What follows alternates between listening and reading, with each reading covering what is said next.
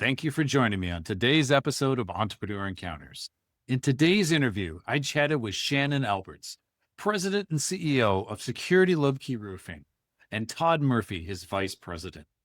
Security Luebke is the premier, experienced, and trusted Northeast Wisconsin contractor, providing exceptional residential and commercial roofing, siding, and gutter services with a focus on quality, safety, and industry-leading warranties. Now, folks, this is something we see all the time at MKE Business Coach.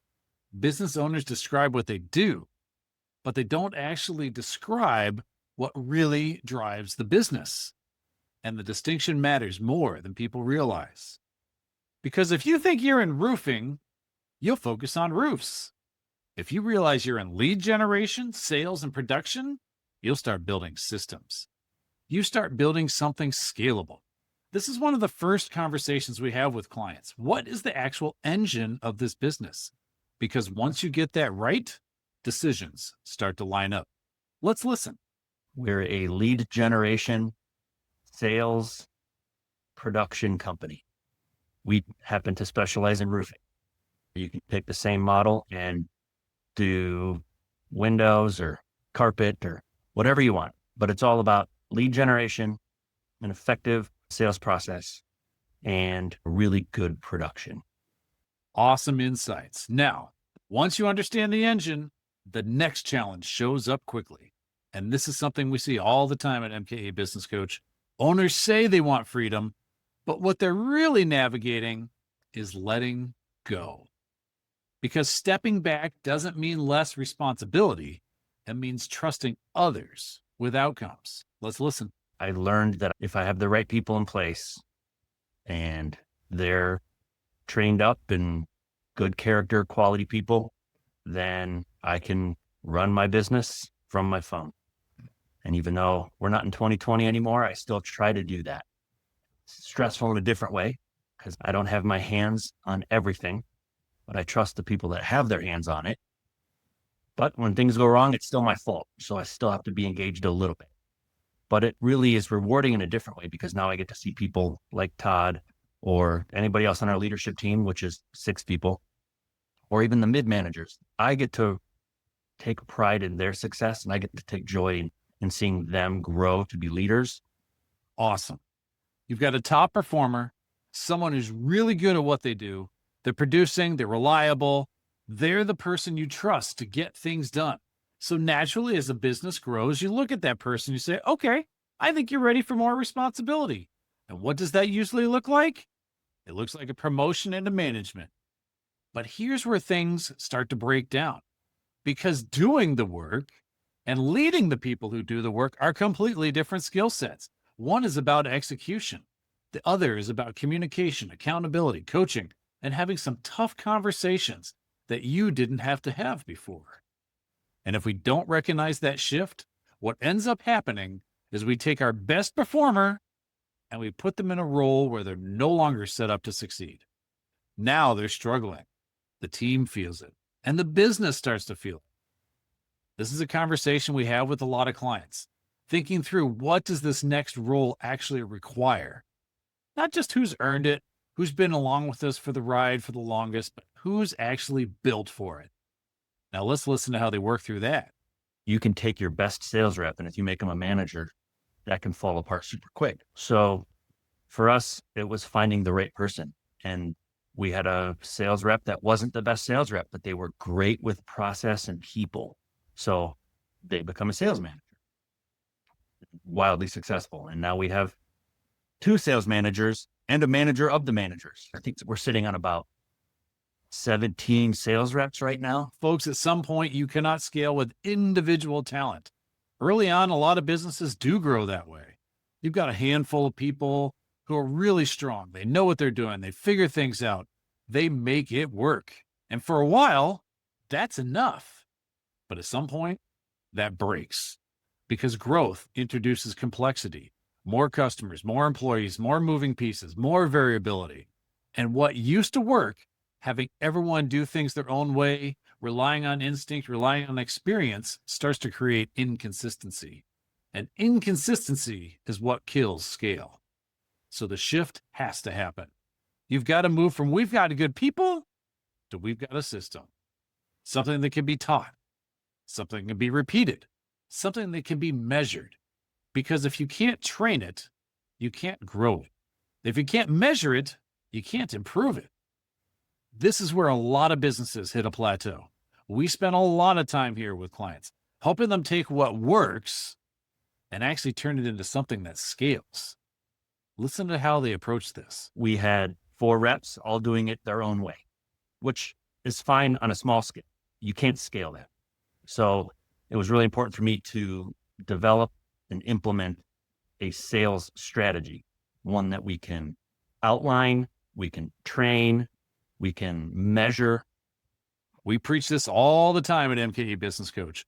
It's not a process if only one person does it, and the next guy does something different, and the third person does something totally different from that. We cannot scale without processes that are durable and that different employees can follow.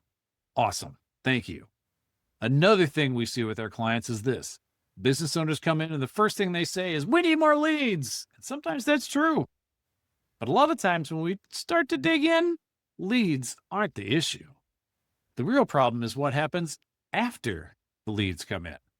It's the sales process. It's the follow-up. It's the consistency of how opportunities are handled. Because you can generate all the leads you want, but if you don't have a process to convert those leads into actual revenue, growth is going to stall. And what makes this tricky is that it's easy to misdiagnose. Leads are visible. They're measurable. They feel like progress. But conversion? That takes a little more discipline to understand. This is something we spend a lot of time with when we work with our clients, helping them identify where the real constraint is within their business. Is it at the top of the funnel? Or is it the middle where deals are actually won or lost? Because once you identify the right problem, now you can make the right decision. Let's listen to how they work through that. Getting the leads wasn't the problem. It was the selling that was the problem. Once I fixed that, it started to climb quick. And then within the last 5 years, probably, leads have become tighter because the competition gets smarter. Right now, we're in an environment, especially in the roofing space, even nationally, private equity is buying roofing companies left and right. So once they do that, now this little mom and pop shop who didn't really have a marketing department, now they have this fierce marketing department that's sometimes even run from overseas, because you can do that now with everything being digital. So in the last few years, I've re-engaged into the marketing aspect because we have to be on the forefront of that, because we could be lapped pretty quickly by these smaller companies that now have billion-dollar backers. So marketing has been one of my biggest focuses because I don't have to worry about the sales team. The sales team is humming along. We have great trainers. We have a great process. That building block was put in place and it's holding true today. Did you catch that? Customers are deciding faster than you think. And most businesses lose before they even realize that. Customers decide super fast in this market because we tend to think decisions happen when we present the proposal or when we sit down and have the full conversation. But in reality, the decision is already being shaped long before that. It's being shaped by how quickly you respond, how easy you are to work with, how confident the customer feels in that first interaction. And here's the part that gets missed. Customers don't evaluate every option equally. They don't wait for 5 perfect proposals and then sit down and analyze them side by side and do charts and put them in a great matrix. They go with the one that feels responsive. They go with the one that feels professional. They go with the one that reduces their stress fastest, the one that's going to solve their problem. So speed isn't just operational, it's strategic. It builds trust before price ever becomes part of the conversation. This is something we work through frequently with our clients. How quickly are you actually responding? And what's the first interaction doing for the customer? Because by the time you think you're selling, the decision may already be made. Let's listen to how Shannon describes that. I really focus on speed for that, especially today. 10 years ago, you could get back to them in a few days. I don't think you can today. So speed is quick. And then obviously the personability of it, the scheduling, the flexibility. We know that when anybody calls us because they have a roof problem or they foresee a problem or they're planning. They're nervous. They're anxious. They're stressed out.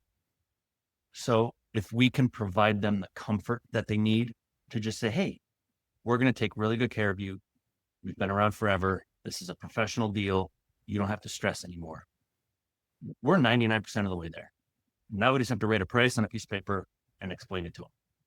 So that's the big part of the sales process is get there quick, calm them down, be transparent, and ask them for the order. So true. And folks, let me add, if you want something to change, you have to measure it. And most leaders would agree with that in theory, but in practice, this is where things tend to break down. Because what happens is we talk about performance, we talk about goals, we talk about what needs to improve, but we don't always have a consistent way to actually track whether it's happening. So we end up managing by feel. We say things like, I think we're doing better. Feels like things are improving. Feel doesn't create accountability. Measurement does. Because once something's measured, a few things happen. It becomes visible, it becomes consistent, and most importantly, it becomes something you can actually improve. You can coach it, you can compare it, you can start to see patterns. This is a big part of the work that we do at MKE Business Coach, helping them identify what actually matters in the business and then building simple ways to track it. Not 50 metrics, just a few that actually drive performance. Because when things are measured consistently, behavior starts to change, and that's where the progress really begins. Let's listen to how they're doing that in their business. If you want something to change, you have to measure it. And one of the ways we keep Shannon engaged or plugged in is we have a scorecard that addresses the metrics that matter to him if he was on a deserted island. So all that to be said, behind the scenes, we measure a lot. And it helps us train. It helps us with identifying who's in the right seat at the right time and things of that nature. So we do measure a lot, and that helps us grow. And it helps us better understand whether or not we're pulling in the right direction. Love it. Scorecards that track a few things. We like to preach no more than 5 metrics. These may be different metrics for each division, department, or business unit in the organization, but each area should have no more than 5, and really ideally 3. Why? Because otherwise we spend all our time calculating the metrics for the scorecard. This is wasted time. It doesn't move the business forward. We need to work with our clients to come up with metrics that are quick and relevant. Reach out to us at MKE Business Coach if you want to learn more. Newsflash, growth doesn't come from one person doing more, but early on, that's how a lot of businesses operate. The owner works harder, a few key people work harder, everyone pushes a little more, and that works for a while. But at some point, that approach hits the ceiling because real growth doesn't come from effort, it comes from people. People who feel valued, who feel ownership, who actually care about the outcome, not just the task. And here's the key. You don't get that by just telling people to care. You build it through how you lead, through how you communicate, through whether people feel seen, supported, and part of something. Because when people feel valued, they don't just do their job. They show up differently, they take ownership, and they go the extra step without being asked. This is something we focus on a lot because culture isn't a nice to have, it's a performance driver. And when you get it right, that's when teams really start to move. So let's listen to how they describe that in their business. I have often found that as you value your people, whether it's a pat on the back, whether it's a raise, whether it's a bonus, whatever it might be, as they feel valued, they have a tendency to want to run through a wall for you. And I think we have a lot of those people here because it starts at the top. People here feel valued by not only the leadership, but also by their peers and continue to work well together. I love this. And this is where everything comes together. Because if you look back at what we talked about today, understanding what business you're actually in, letting go and trusting your team, putting the right people in the right roles, and building process and measuring performance, all of that ultimately points to one thing. You don't scale a business by doing more work. You scale a business by building people and structure that can carry the work. From our experience, businesses that break through to the next level they're not the ones working the hardest. They're the ones who have made the shift from effort to clarity to accountability. Because once your people understand what's expected, once they feel valued, once the business has structure around how work gets done, that's when growth stops feeling chaotic and starts becoming intentional. So if you're thinking about your own business, I'll leave you with this. Where are you still relying on effort when it's time to start building structure? Because that shift, that's where the upgrade comes from. Well, like you, I cannot do this on my own. There are so many people who contribute to be able to bring this amazing product to you. If you like what you hear, I do want to encourage you, please like, subscribe, share, and comment. I'm Brent Halfwasson, owner of MKE Business Coach, and I want to remind you that being a growth company means upgrading your current business. See you next time.